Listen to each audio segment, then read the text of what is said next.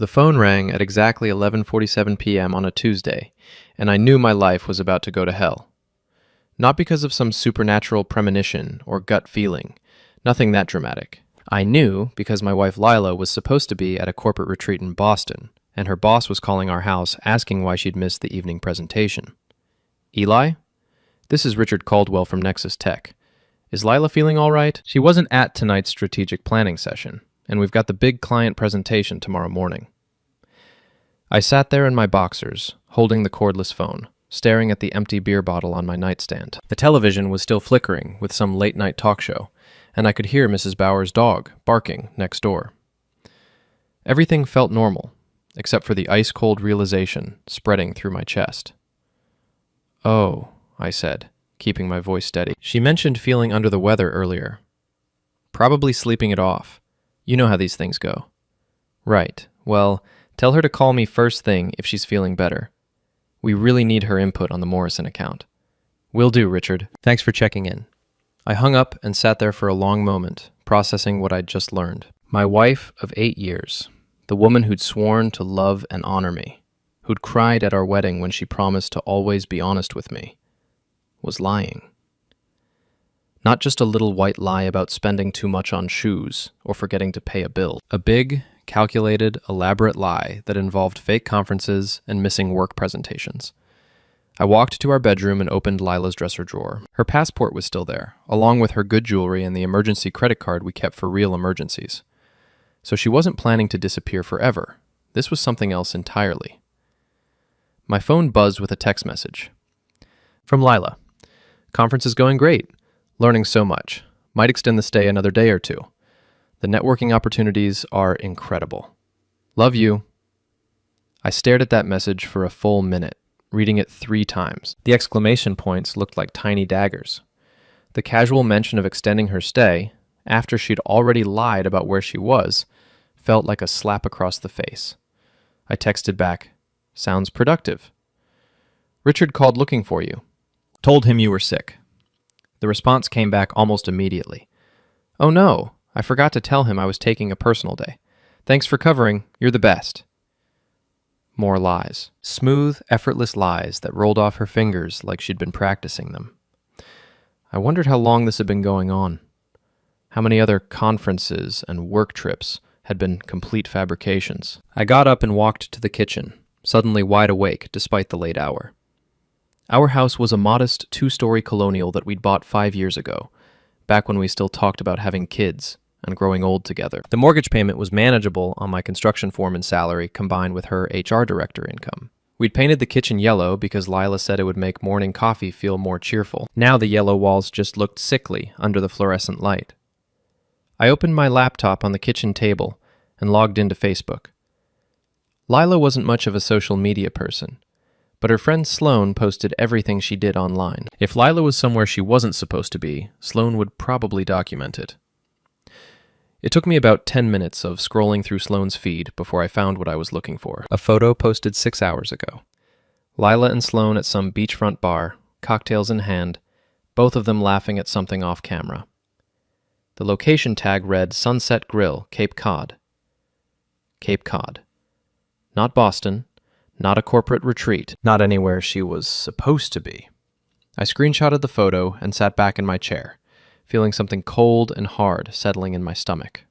This wasn't just a girls' weekend that she'd lied about to avoid an argument. This was something bigger, more deliberate. The fake conference story, the lies to her boss, the careful text messages. This was planned deception.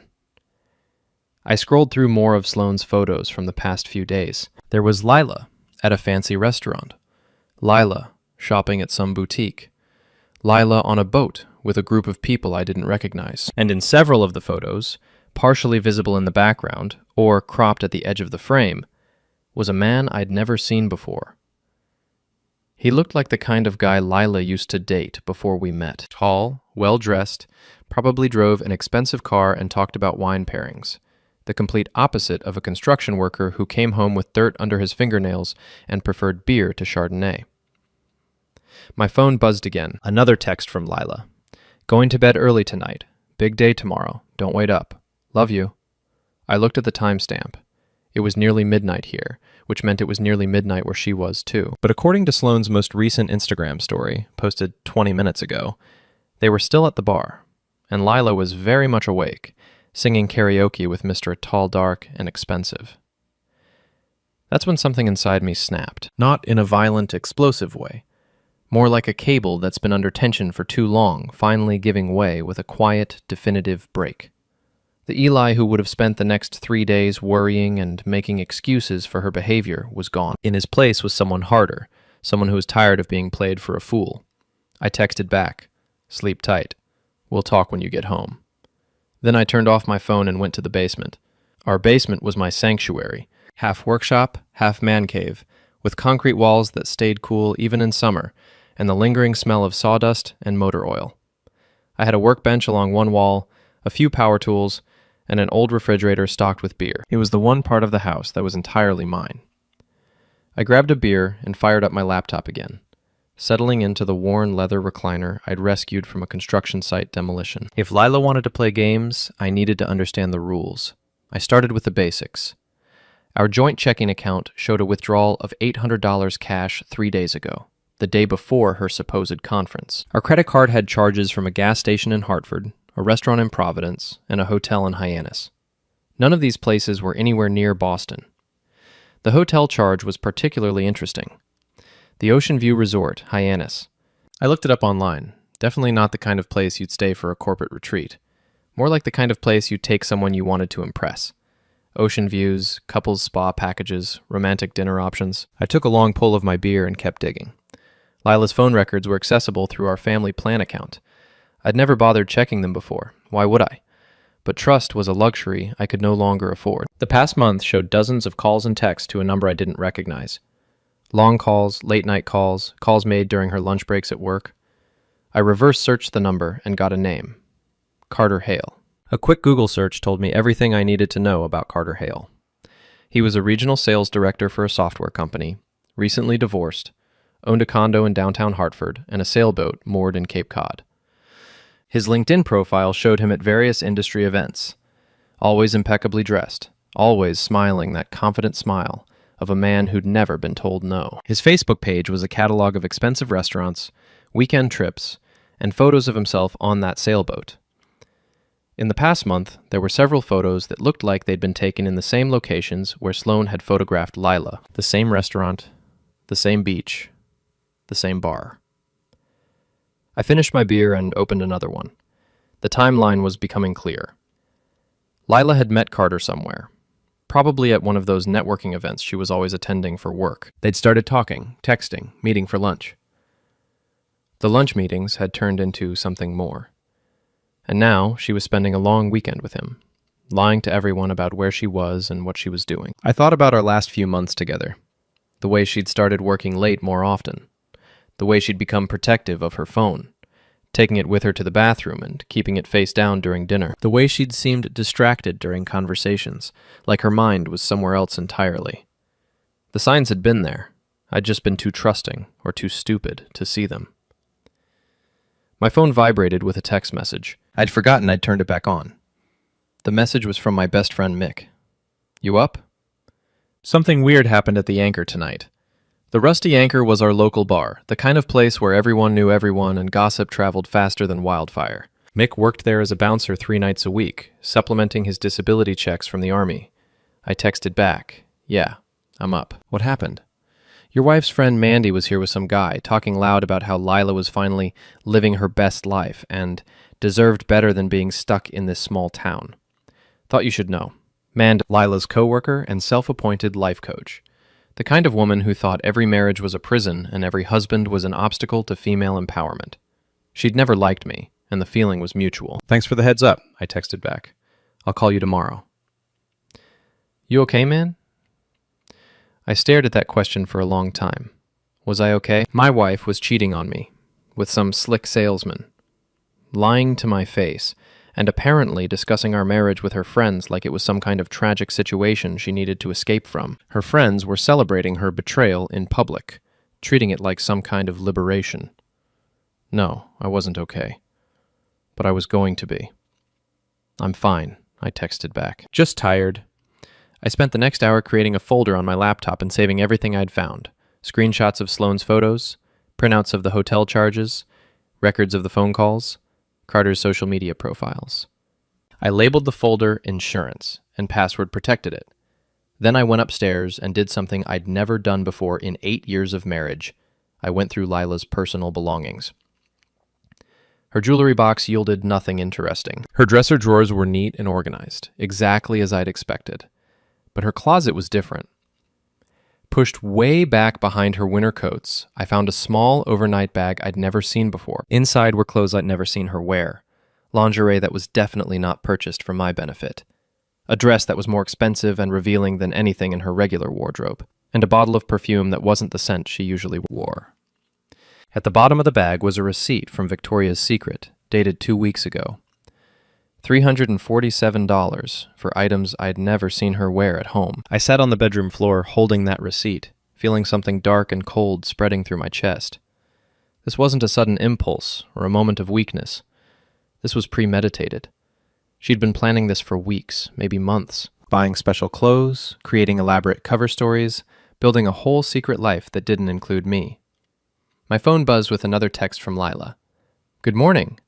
Another beautiful day at the conference. Learned so much yesterday. Can't wait to share everything with you when I get home." I looked at the timestamp. It was 2:17 a.m. Either she was sending texts in her sleep, or she was lying in bed next to Carter, sending me cheerful updates about her fake conference. I didn't text back. Instead, I went back to the basement and started planning. I didn't sleep much that night, but I was up and showered by 6 a.m., ready for another day of pretending everything was normal. I had a crew to supervise on a residential renovation project across town, and work had always been my refuge when life got complicated. But first, I needed coffee and information. Vivian's Pet Paradise opened at 7 a.m. sharp, and Viv was always there early, setting up the fish tanks and checking on the birds. More importantly, Viv knew everything that happened in our town. She was like a one-woman intelligence network, collecting gossip from customers and neighbors with the dedication of a professional spy.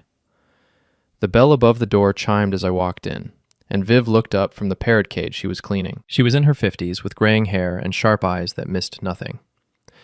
"Eli Barnes, you're up early," she said, studying my face with the intensity of someone reading a book. "Coffee's fresh if you want some." Viv always kept a pot going for her regular customers. I poured myself a cup and leaned against the counter, trying to look casual. "Lila's at a work conference," I said, testing the waters. "Boston. Big corporate retreat thing." Viv's expression didn't change, but something flickered in her eyes. "That's so. When did she leave?" "Tuesday morning. Supposed to be back today, but she might extend it." Viv went back to cleaning the cage, but I could tell she was thinking. "Funny thing, I could have sworn I saw her car at the train station Monday night, but I guess I was mistaken." The train station.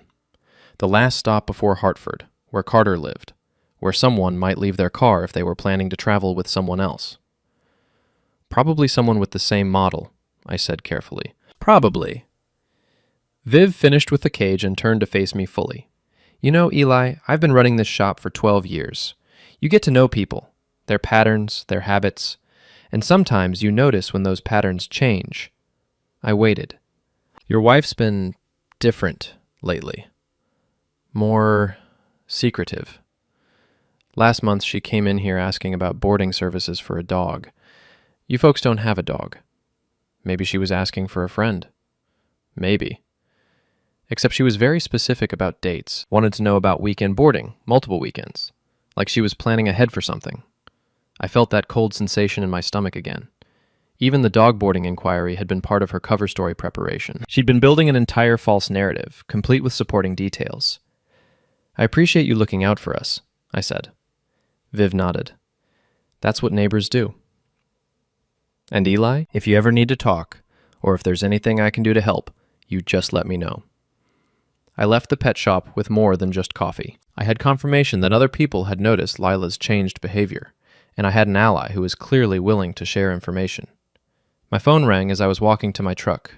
Mick's name appeared on the screen. "You got a minute to talk?" he asked, without preamble. "Yeah, what's up?" I did some asking around after last night about what Mandy was saying at the bar. Mick had been my best friend since high school. back when we played football together and thought we knew everything about life. The army had changed him, made him quieter, more observant, less trusting of easy answers. But it had also made him fiercely loyal to the people he cared about. What did you find out? Mandy's been running her mouth for weeks, telling anyone who will listen that Lila's finally found someone who appreciates her and that you're holding her back from her potential. Real supportive friend, that one. Did she mention any names? Carter something. Rich guy with a boat. Apparently, he's been taking Lila to all the fancy places she's always wanted to go. I closed my eyes and leaned against my truck. So it wasn't just local gossip. Lila's affair was becoming public knowledge, discussed openly by her friends like it was some kind of romantic adventure, instead of a betrayal of 8 years of marriage. There's more, Mick continued. I talked to Danny at the gas station. He remembers Lila filling up Monday night, says she was with some guy in an expensive car. Guy paid for the gas, acted real familiar with her. Thanks for checking into this. You don't sound surprised. I told him about the phone call from Lila's boss, the fake conference, the hotel charges, and everything else I'd discovered. Mick listened without interrupting, occasionally grunting or swearing under his breath. So what's your plan? He asked when I finished. I don't have one yet. Still processing all this. Well, when you figure it out, count me in. I never liked the way she looked down on you anyway. Always acting like she was too good for this town. Too good for your job. Too good for the life you built together. That was the thing about Mick. He saw things clearly, without sentiment or wishful thinking. He'd probably noticed problems in my marriage that I'd been too close to see. I need to get to work, I said, but I'll call you later. Eli? Don't do anything stupid, but don't let her make a fool of you either. I spent the morning trying to focus on work, directing my crew through the installation of new kitchen cabinets in a house that belonged to a young couple who still looked at each other like they were, sharing a wonderful secret. It was hard to watch their easy affection, the way they touched hands when they passed each other, the way they consulted on every small decision. Lila and I used to be like that. Or maybe I just thought we were. My phone buzzed with a text around noon. Conference is amazing. Learning so much about strategic partnerships. Wish you could see this place. It's beautiful. Love you. I stared at that message, imagining her typing it while Carter was in the shower, or while they were having lunch at some expensive restaurant, or while they were walking on the beach together. The casual cruelty of it, sending loving messages to her husband while she was with another man, was breathtaking. I texted back, "Sounds great. Can't wait to hear all about it." Then I called in sick for the afternoon and drove home to prepare for war. The thing about construction work is that it teaches you to plan ahead, to anticipate problems before they happen, and to always have the right tools for the job. As I sat in my basement that afternoon, I realized that ending a marriage required the same methodical approach as building a house. First, I needed more evidence. What I had was solid, but I wanted it to be overwhelming, undeniable, impossible to explain away with tears and apologies and promises to change. I started with technology. Lila and I shared a family plan for our cell phones, which meant I had access to detailed records of her calls and texts.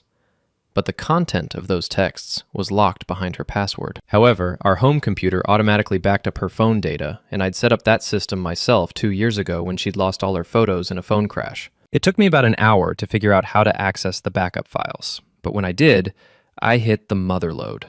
Months of text messages between Lila and Carter. Starting innocent enough, work-related conversations, professional networking, but quickly escalating into something much more personal. Complaints about me, about our marriage, about how she felt quote-unquote trapped and quote-unquote undervalued. Carter's responses were perfectly calibrated to feed her dissatisfaction, positioning himself as the understanding alternative to her disappointing husband. The messages from the past few weeks were explicit, detailed, and left no doubt about the physical nature of their relationship. They had been planning this Cape Cod weekend for a month, down to which restaurants they'd visit and which activities they'd enjoy together. But the worst part wasn't the sexual content or even the elaborate planning. It was the casual contempt they both showed for me. Carter referring to me as the construction guy, like I was some kind of temporary inconvenience. Lila agreeing that she deserved better, and that she was finally ready to prioritize her own happiness. I printed everything and added it to my growing file. Next, I needed to understand the full scope of the deception. I logged into our joint credit card account and went back 6 months, looking for patterns I'd missed. There they were. Charges at restaurants I'd never been to. Hotels I'd never heard of. Stores that sold things we didn't own, all carefully timed for days when I was working late or out of town on construction projects. The financial betrayal was almost as stunning as the emotional one. She'd been using our money I'd earned swinging a hammer and managing crews, to finance her affair. Romantic dinners, expensive lingerie, weekend getaways. I'd been unknowingly paying for my own humiliation. My phone rang. Mrs. Bowers from next door. "Eli, dear, I hope you don't mind me calling. I know Lila's away on business, but I wanted to check on you." Mrs. Bowers was 73 years old and had lived next door for 40 years. She knew every neighbor, every car, every routine on our street. More importantly, she cared about people and wasn't afraid to get involved when something seemed wrong. "That's very thoughtful, Mrs. Bowers. I'm doing fine. I'm sure you are, dear. You've always been such a capable young man. It's just that I've noticed some changes lately, and I wanted you to know that if you need anything at all, you just have to ask." "What kind of changes?" There was a pause. "Well, I don't like to gossip, but I've seen Lila leaving at odd hours recently. Late at night, early in the morning. And last week there was a man in an expensive car who picked her up while you were at work. I thought perhaps it was work-related, but they seemed very familiar with each other. More than just colleagues. Mrs. Bowers had seen Carter. She'd witnessed at least part of the affair, and she was offering to help in her own gentle way. I appreciate you looking out for us, I said. Eli, I've been married for 52 years, and I've seen a lot of marriages go through difficult times. If you need someone to talk to, or if you need any kind of help, please don't hesitate to ask. You're a good man, and you deserve better than... Well, you deserve to be treated with respect. After I hung up, I sat in the quiet house and realized something important.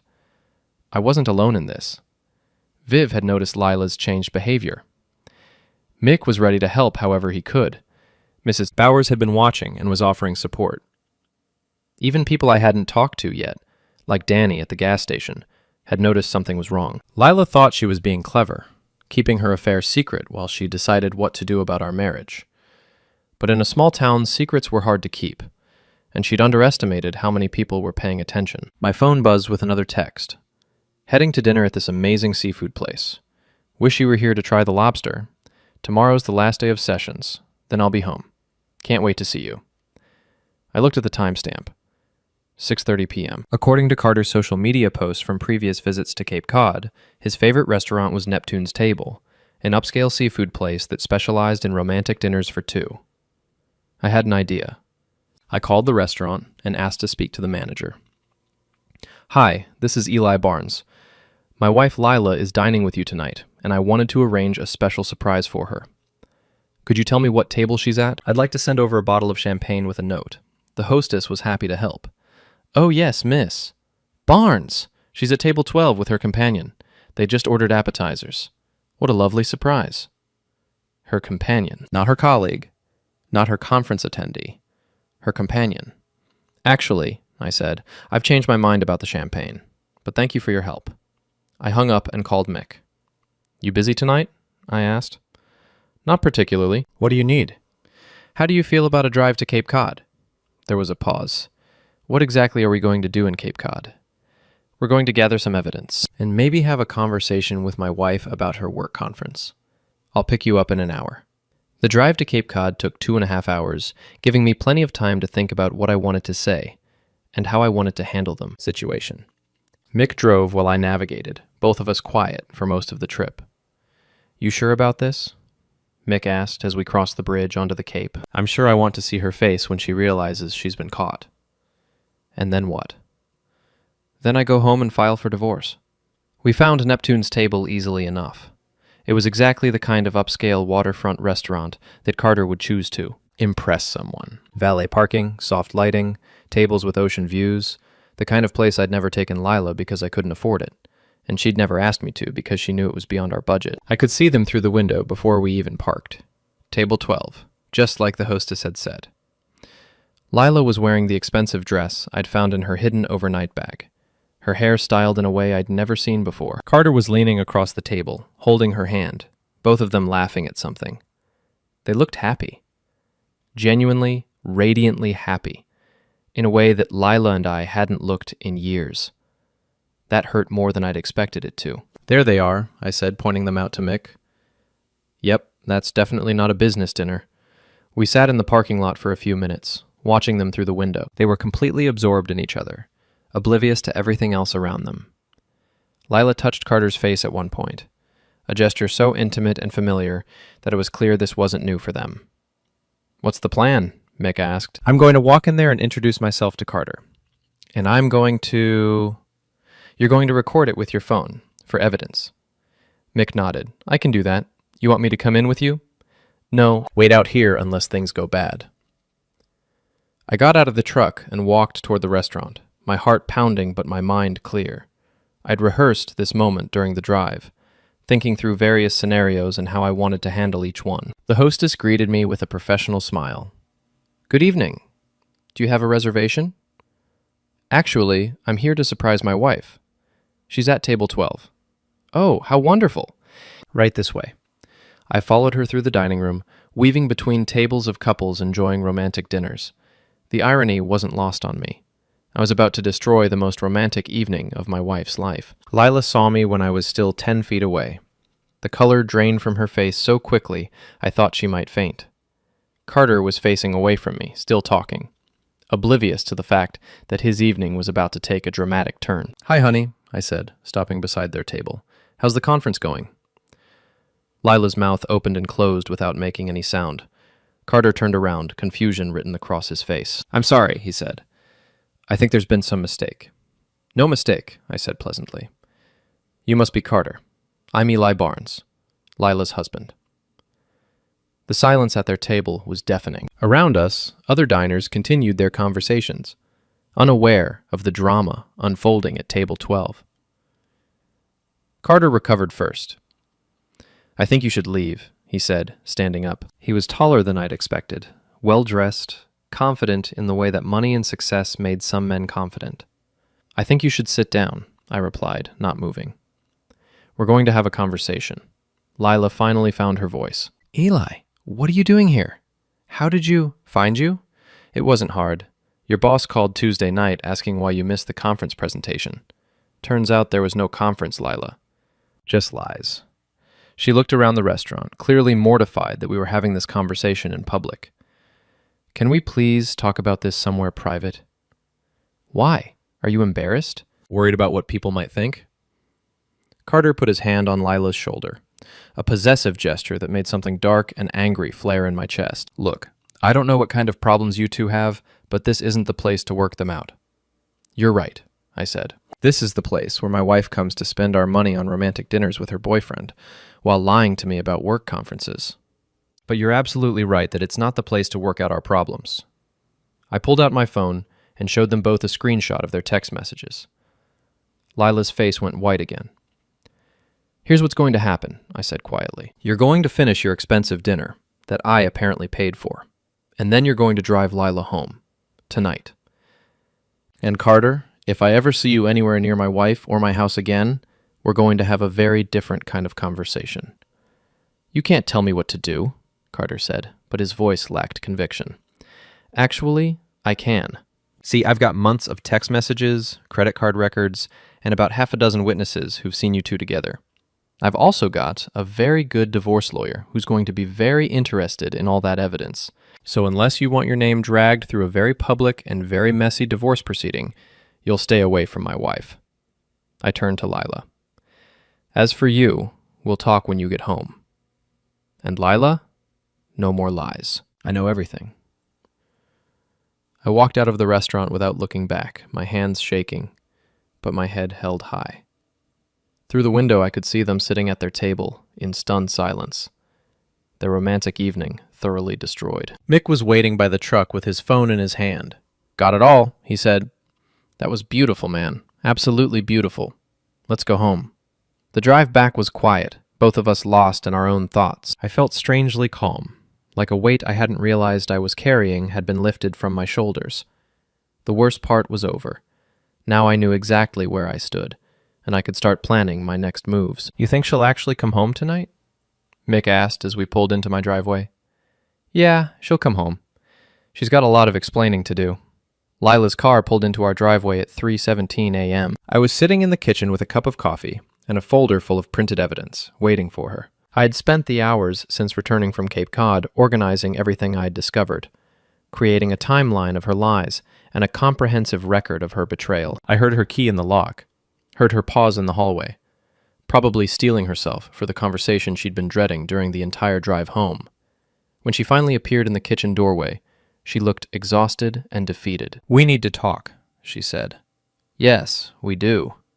Sit down." She sat across from me at the table where we'd eaten thousands of meals together, where we'd paid bills and planned vacations and discussed our future. Now it felt like a negotiation table. "How long have you known?" she asked. "Since Tuesday night when your boss called. But I've suspected something was wrong for months." Lila closed her eyes. "I never meant for it to happen this way." "How did you mean for it to happen? Were you planning to just disappear one day? Or maybe have Carter's baby and claim it was mine?" "It's not like that." "Then tell me what it's like." Explain to me how 8 years of marriage turned into elaborate lies and secret weekends with another man. She was quiet for a long time, staring at her hands. When she finally spoke, her voice was barely above a whisper. "I felt invisible, Eli, like I was disappearing a little more every day. You come home from work, tired and dirty. We eat dinner in front of the TV. We go to bed. We get up and do it all again. That's not a life. That's just existing. So you decided to find excitement with Carter. I decided to remember what it felt like to be seen, to be appreciated, to be with someone who wanted to take me places and show me things and make me feel special. I opened the folder and spread some of the printed text messages across the table. Is that what this is? Feeling special?" She looked at the messages, her own words describing our marriage as dead and me as a dead end, and flinched. "You printed my private messages?" "Your private messages that you sent using our shared phone plan and backed up to our shared computer. Messages where you and your boyfriend laugh about what a fool I am, how I'm holding you back, how you deserve better than the life we built together. I was angry when I wrote those things." "Which things? The part where you called me emotionally unavailable? Or the part where you told him our sex life was non-existent? Or maybe the part where you said you were done pretending to be happy?" Lila started crying, but I felt nothing. No sympathy, no urge to comfort her, no desire to make this easier. She'd made her choices, and now she had to live with the consequences. "I want a divorce," I said. "Eli, please. We can work this out. We can go to counseling. We can what? Pretend this never happened? Pretend you didn't spend months lying to my face while you planned a future with another man? Pretend you didn't use our money to finance your affair?" I pulled out the credit card statements and showed her the highlighted charges. Romantic dinners. Weekend getaways. Expensive lingerie. All paid for with money I earned while you were at home planning your next lie. "I'll pay it back." "With what?" "You're about to be unemployed." She looked up sharply. "What do you mean?"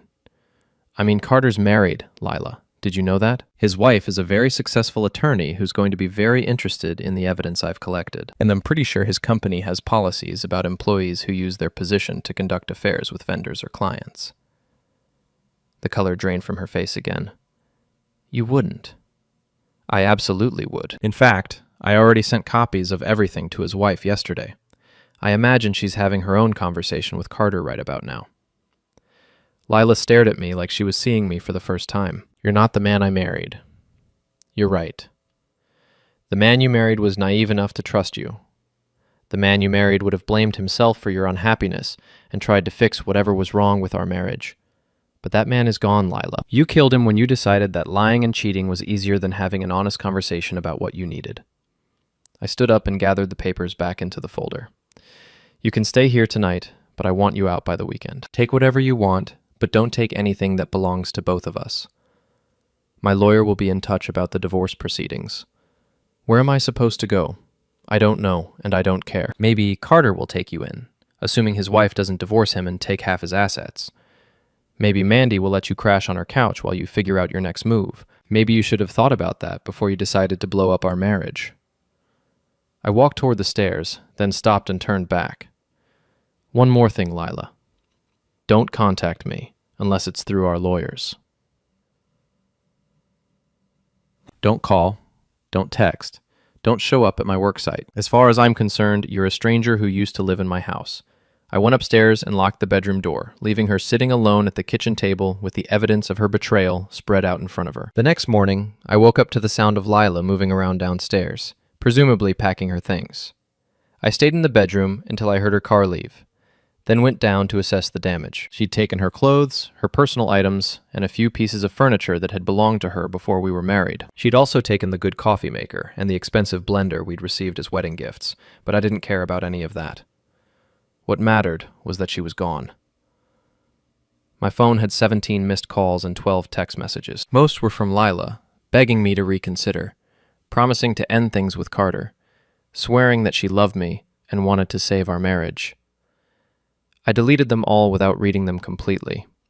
There were also messages from Mick, Viv, and Mrs. Bowers, all checking to make sure I was okay. Word had apparently spread quickly that Lila had come home in the middle of the night and left again early in the morning. I called Mick first. "How you holding up?" he asked. "Better than I expected." "She's gone." "Good. You need anything?" "Actually, yeah. I need help changing the locks and maybe installing a security camera. I don't trust her not to come back when I'm at work. I'll be over in an hour." Next, I called my lawyer, Tom Mitchell. Tom had handled the legal work when we bought our house, and I trusted him to handle the divorce proceedings with the same thorough professionalism. "I need to file for divorce," I told him, "and I need to do it quickly." "Okay, grounds?" "Adultery. And I have extensive evidence." I spent an hour in Tom's office, going through the evidence I'd collected and explaining the situation. Tom was impressed with the thoroughness of my documentation. "This is going to be a very straightforward case," he said. "With evidence this comprehensive, she's not going to have much room to negotiate." "Good. I want this over with as quickly as possible." "What about property division?" "She can have whatever she brought into the marriage. Everything else stays with me. The house, the cars, the savings accounts, all of it." "That might not be realistic, Eli. Even with proof of adultery, she's entitled to nothing. She forfeited any claim to our shared assets when she decided to spend our money on her affair. Make that argument in court." Tom nodded. "I'll do my best." When I got home, Mick was already there with a new deadbolt and a wireless security camera system. We spent the afternoon securing the house and setting up the cameras to monitor the front door, back door, and driveway. "You really think she'll try to come back?" Mick asked as we tested the camera system. "I think she's desperate enough to try anything. She lost her marriage, her boyfriend's probably about to lose his job and his own marriage, and she's got nowhere to go. Desperate people do stupid things." As if on cue, my phone rang. Lila's name appeared on the screen. "Don't answer it," Mick advised. I let it go to voicemail, then played the message on speaker. "Eli, please, call me back. I know you're angry, but we need to talk about this like adults. I made mistakes, but so did you. You can't just throw away 8 years of marriage without even trying to work things out. I love you, and I know you still love me. Please, just call me back." "She still doesn't get it," Mick observed. "She gets it. She's just hoping she can manipulate me into changing my mind." The phone rang again. This time it was a number I didn't recognize. "Hello? Is this Eli Barnes?" The voice was female, professional, unfamiliar. "Yes? This is Patricia Hale. I believe you know my husband, Carter." I felt a grim satisfaction. Carter's wife had received the evidence I'd sent her. "Yes, I know Carter. I wanted to thank you for sending me those documents. They've been very illuminating. I'm sorry you had to find out that way. I'm not. I suspected something was going on, but I didn't have proof. Your evidence was exactly what I needed to make some important decisions about my future." "What kind of decisions?" "I filed for divorce this morning. I also forwarded copies of everything to Carter's employer and to several of his clients. I thought they should know what kind of man they're doing business with." I smiled for the first time in days. "How did Carter take the news?" "Not well. He's been calling and texting all morning, begging me to reconsider. Sound familiar? Very familiar. He also mentioned that your wife has been trying to contact him, but he's not responding. Apparently, he's decided that she's not worth losing everything over. So Carter had abandoned Lila as soon as the situation became inconvenient for him. I wasn't surprised. Men like Carter were opportunists, who disappeared the moment things got complicated. I hope everything works out for you, Patricia. It will. And Eli, you did the right thing. Both of us deserve to know the truth. After I hung up, Mick looked at me with something like admiration. You played this perfectly, man. Carter's lost his wife, probably his job, and his girlfriend, all in one day. It's not about revenge, Mick. It's about consequences. They made choices, and now they get to live with the results. But even as I said it, I knew there was more to it than that. There was definitely an element of satisfaction in knowing that Carter's life was falling apart just as dramatically as mine had. He'd thought he could steal another man's wife without paying a price, and he'd been wrong. My phone buzzed with a text from an unknown number. This is Mandy. Lila is staying with me for a few days. She's devastated and wants to work things out. Can you please just talk to her? I showed the message to Mick. You going to respond? Yeah. I typed back. Tell Lila that if she wants to communicate with me, she can do it through our lawyers. Any other contact will be considered harassment. Mandy responded immediately. You're being cruel and unreasonable. She made a mistake, but she loves you. I typed back. She made hundreds of mistakes over several months. That's not a mistake. That's a choice. And the choice she made was Carter over me. Now she gets to live with that decision. I blocked Mandy's number and added it to the list of contacts I'd blocked since discovering the affair. Lila, Carter, Sloan, and now Mandy. I was systematically cutting out everyone who had enabled or participated in the betrayal of my marriage. What's next? Mick asked. Next, I wait for the divorce to be finalized, and I start rebuilding my life. Any regrets? I thought about that question seriously. Did I regret losing my marriage? Did I regret the years I'd invested in a relationship that had ended in betrayal? Did I regret the way I'd handled the situation? No, I said finally. No regrets at all. 2 weeks later, I was having coffee at Viv's pet shop when she mentioned something that made my blood run cold. Saw Lila yesterday, she said casually. She was at the bank with some man I didn't recognize. They seemed to be discussing paperwork. What kind of paperwork? Couldn't tell for sure, but it looked official. Legal documents, maybe. I thanked Viv and immediately called Tom Mitchell. Tom, I need you to check on something. I think Lila might be trying to access our joint accounts, or maybe challenge the divorce filing. I'll look into it and call you back. He called back an hour later with news that made me furious. She hired a lawyer, Eli. Marcus Webb, one of those aggressive divorce attorneys who specialize in maximizing settlements for cheating spouses. He's filed a counterpetition, claiming that the marriage broke down due to your emotional neglect and that she's entitled to half of everything, including the house. Based on what evidence? He's claiming that your long work hours and lack of emotional availability drove her to seek companionship elsewhere. He's also arguing that her affair was a symptom of the marriage's problems, not the cause. I felt that familiar cold rage settling in my stomach, even after being caught in an elaborate web of lies, even after losing her boyfriend and her reputation. Lila was still trying to rewrite history and make herself the victim. What are our options? We fight it. With the evidence you collected, we can demonstrate that her affair was premeditated and ongoing, not a reaction to marital problems. But it's going to get ugly, and it's going to be expensive. I don't care about the cost. I want to destroy this argument completely. That evening, I was sitting in my basement workshop, planning my next moves, when I heard a car pull into my driveway. The security camera alert popped up on my phone, showing Lila getting out of an unfamiliar sedan. She was accompanied by a man in an expensive suit, who I assumed was Marcus Webb. I watched through the camera as they approached my front door. Instead of knocking, Lila used her old key. Apparently, she'd made a copy before returning the original. The new deadbolt stopped her, and I heard her rattling the door handle in frustration. Then she started pounding on the door. Eli! I know you're in there. We need to talk.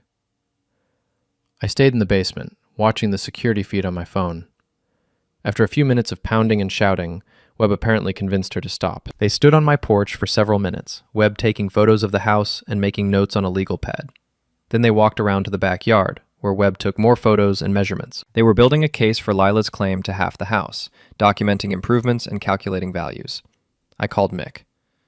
"They're here," I said. "Lila and her lawyer. They're taking photos and measurements. Want me to come over?" "No, I want them to finish whatever they're doing. But I need you to do me a favor." "Name it." "Remember that storage unit where you keep your motorcycle? I need to store some things there for a few days." "Sure. What kind of things?" "Important documents, computer files, things I don't want them to find if they get a court order to search the house." The truth was, I had a plan that was going to require careful timing and absolute secrecy. If Lila wanted to play dirty, I was going to show her what dirty really looked like. Over the next few days, I quietly moved copies of all my evidence to Mick's storage unit, along with some additional documentation I'd been collecting. Credit card records showing every penny she'd spent on her affair. Phone records documenting the extent of her lies. Screenshots of social media posts where she and her friends had mocked our marriage. But I also had something else. Something I'd discovered while going through our home computer more thoroughly. Lila had been planning to leave me for months, possibly longer. Hidden in a folder labeled Work Projects were draft letters to divorce attorneys, research on property division laws, and calculations of what she thought she could get in a settlement. She'd also been secretly photographing valuable items in our house and researching their worth. Most damning of all, she'd been corresponding with Carter about their future together long before their affair became physical. They discussed him leaving his wife, her leaving me, and the two of them starting a new life together with the money they'd get from their respective divorces. The affair wasn't a mistake or a moment of weakness. It was part of a calculated plan to destroy two marriages and use the financial settlements to fund a new life together. I printed everything and added it to my evidence file. Then, I made a decision that would end this war once and for all. I called Patricia Hale. "Patricia, it's Eli Barnes. I have some additional information that I think you'll find interesting." "What kind of information?" "Proof that Carter and Lila were planning to leave both of us from the very beginning. This wasn't an affair that got out of hand. It was a conspiracy to destroy our marriages for financial gain."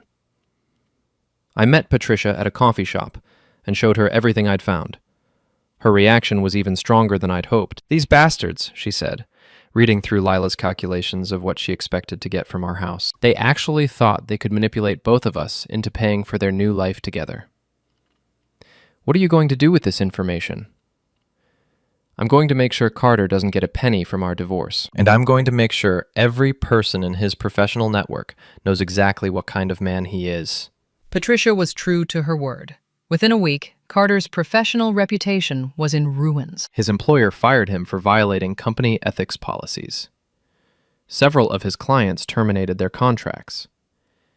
His own divorce proceedings turned into a financial bloodbath that left him with almost nothing. And then Patricia did something I hadn't expected.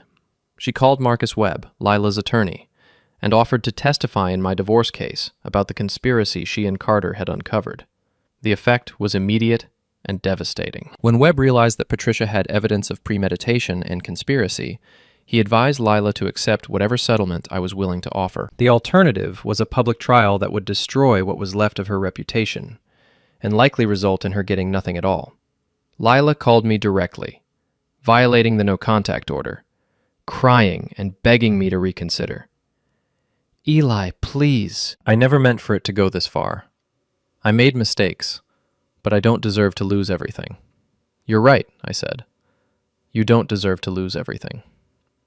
You deserve to lose more than everything. You deserve to experience exactly the same betrayal and humiliation you put me through.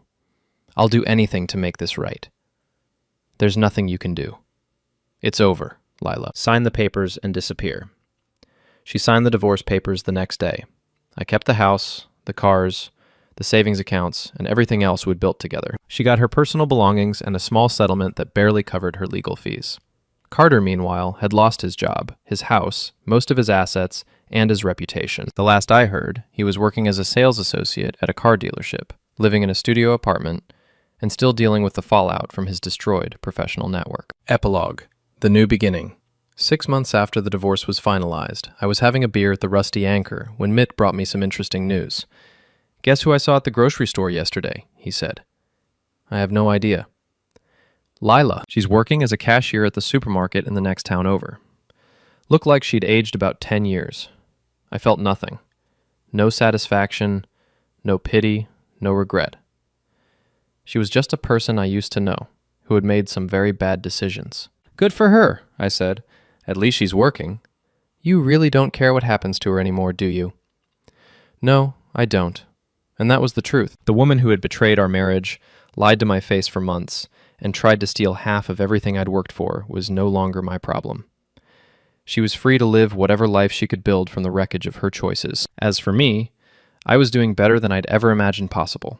The house was mine, decorated exactly the way I wanted it. My construction business was thriving. Word had gotten around about how I'd handled the divorce, and it had actually enhanced my reputation for being tough and reliable. I'd even started dating someone new.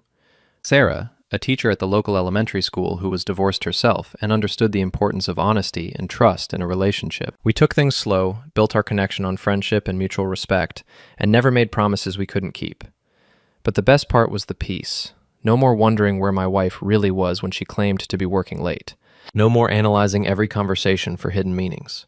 No more walking on eggshells around someone who had already decided I wasn't good enough for the life she wanted. I'd learned something important during those dark months of discovery and divorce. I'd rather be alone than be with someone who didn't value what we had together. I'd rather start over at 40 than spend the next 20 years with someone who saw our marriage as a prison instead of a partnership. Mrs. Bowers still brought me cookies every few weeks, and we'd sit on her porch talking about the neighborhood and sharing gossip. Viv still kept me informed about everything happening in town, though she was tactful enough never to mention Lila unless I asked. And Mick remained my closest friend, the one person who'd stood by me when everything fell apart and helped me put my life back together. One evening, as we were closing down the anchor after a particularly good night, Mick asked me a question I'd been expecting for months. Any regrets about how you handled everything? I thought about it seriously, the way I always did when he asked important questions. No, I said finally.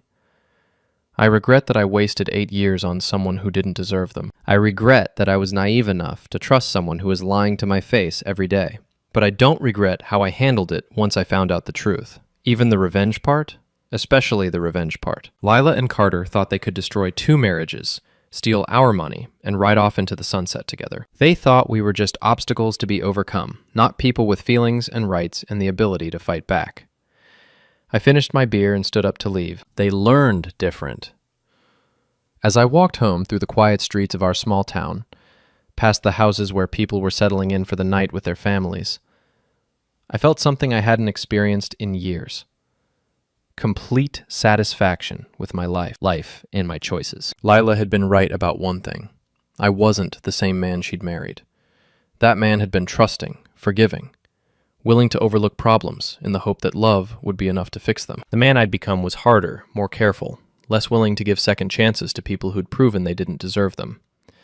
But he was also stronger, more self-reliant, and absolutely unwilling to settle for less than he deserved. Some people might call what I did to Lila and Carter revenge. I preferred to think of it as justice. They'd made choices, and I'd simply made sure they experienced the full consequences of those choices. The stay had been extended all right, extended far beyond what either of them had planned for, and with results they never could have imagined. And I was perfectly fine with that, fine with that, fine with that, fine with that, fine with that, fine with that, fine with that, fine with that, fine with that.